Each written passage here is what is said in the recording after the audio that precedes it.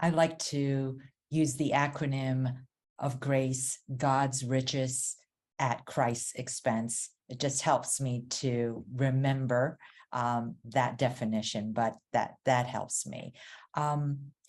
So your recent studies of forgiveness, can you share with us? I'm sure you've done many. Time has even nicknamed you the trailblazer of forgiveness. So tell me, over all these 38 years, tell me the results of a study or some studies that have just been profound for you.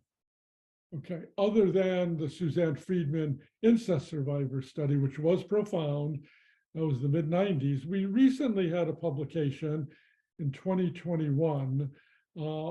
Li Fan Yu, YU, is the first author on it. She's from China, and she did a doctoral dissertation with me with men in a maximum security correctional institution.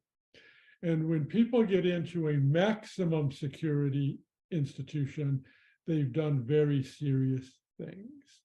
For example, one man with whom we worked was convicted of 30 murders and suspected of committing 100. So that gives you some idea of the rage, okay, the hatred that can befall some people where they are so dangerous they have to be behind not just locked bars, but many different series of locked bars, so it's harder to get out. And we first did a series of studies, or a series of measures, I should say, with the men, where we asked their degree of injustice against them that might have happened in childhood or adolescence, their degree of forgiving toward those who hurt them when they were little, and their clinical levels of anger, anxiety, and depression, right? We first of all interviewed over 100 men in this one maximum security facility, over 100. What percentage of those men do you think had severe injustices against them when they were so young they wouldn't even know what was going on in childhood or adolescence? 90.9%. Yeah, no, it was 90%, okay? 90% of them, over 40% of them had never told anybody about it. And when one gentleman, for example, was thrown out of his house when he was 11, and his dining room table was garbage cans. His bed at night was under cars for protection. And he ended up growing up with hatred and a disdain for others. Okay, another gentleman was sexually abused as a child. And he said, I grew up with such hate I could kill, okay? And so they were fuming, and yet they were not making a connection between the profound abuse that happened to them, and they're now perpetrating abuse onto others. So we did a 6-month program with them. Maria Gambaro, Dr. Gambaro, was the intervener because she worked in corrections. And she worked with them once a week for about 6 months, a random sample of them, where the others had just the treatment as usual in the prison. Okay, at the end of those 6 months, those who had the forgiveness program, their eyes were opened, that they could see a connection between their discontent now as adults and all that had happened to them early on, and the light bulb went on with them.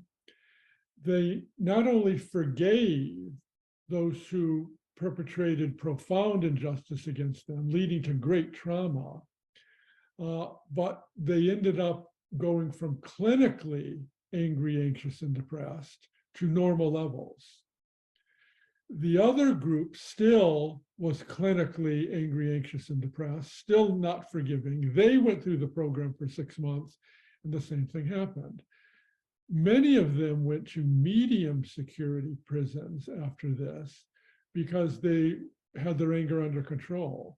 They were able to be more settled within their own mind, heart, okay? And this kind of program in correctional institutions is very, very rare. Why? What we see is punishment, and we see trying to get rid of what they've done toward others. Here's a typical kind of a program in a maximum security correctional institution. If person A had physically assaulted someone, what the program would ask is for the imprisoned person to step inside the shoes of the one who was assaulted and to empathize with that person and all the pain that was perpetrated on the person. And so this one in prison, one would hope, starts feeling badly for, in this case, what he did, if it's men's maximum security, so he won't do it again. But here's the problem with that. If you're filled with rage because of what happened to you, that rage isn't going to go down because you step inside the shoes of those you've assaulted.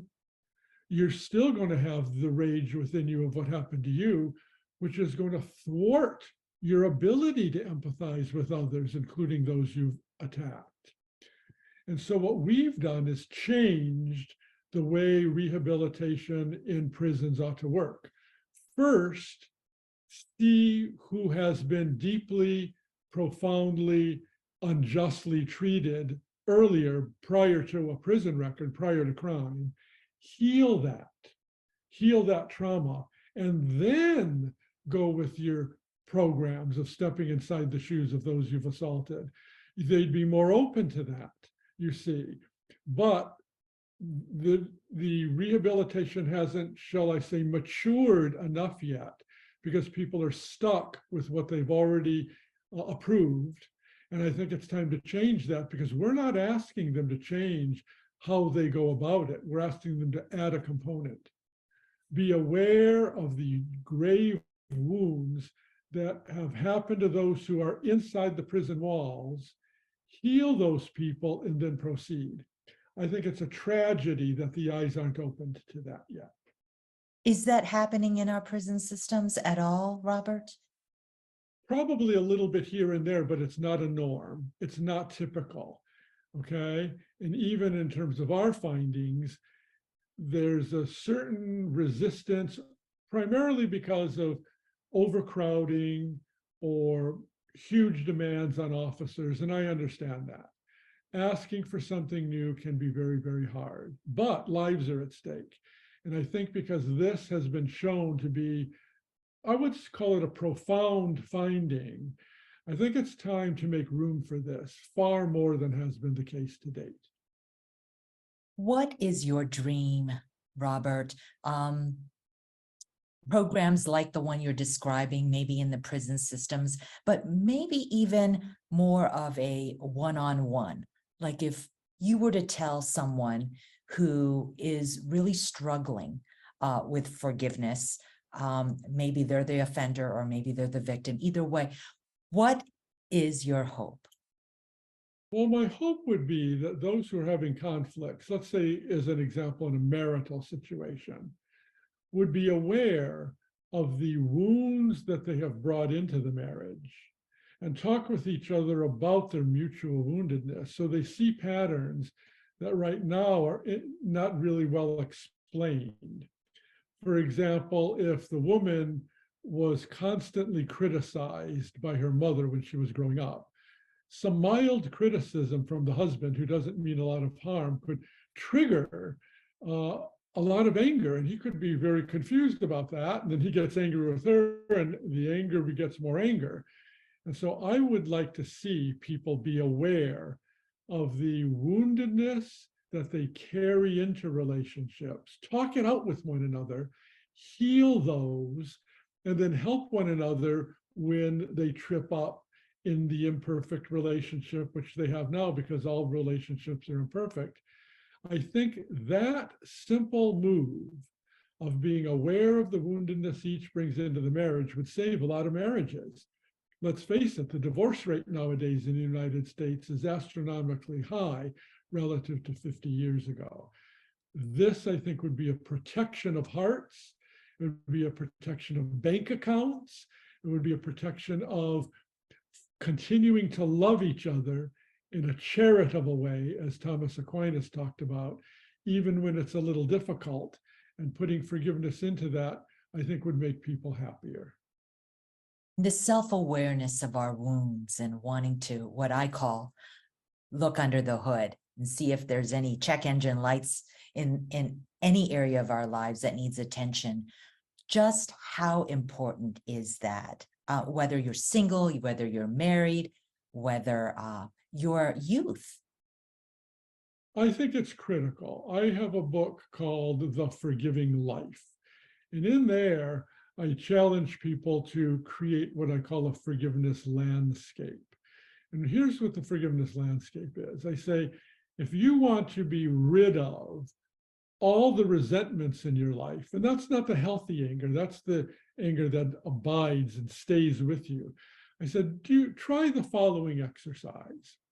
With pen and paper in hand, write down all the people you can remember who have injured you enough where you are still disquieted by it. And some people are surprised that at 8 years old, they had forgotten they were bullied, but it still bothers them. So we start in childhood and we move up to the present time. And it could be a coach in tennis that was overly harsh on the person. It could be a parent who made an insensitive comment. It could be bullying in school. It could be a breakup of a relationship in early adulthood. Write them all down. Then, on a 1 to 10 scale of current anger that's in your heart, rate each one of these people on their injustices or their pattern of injustice from 1, which is virtually no anger, to 10, which is extreme anger.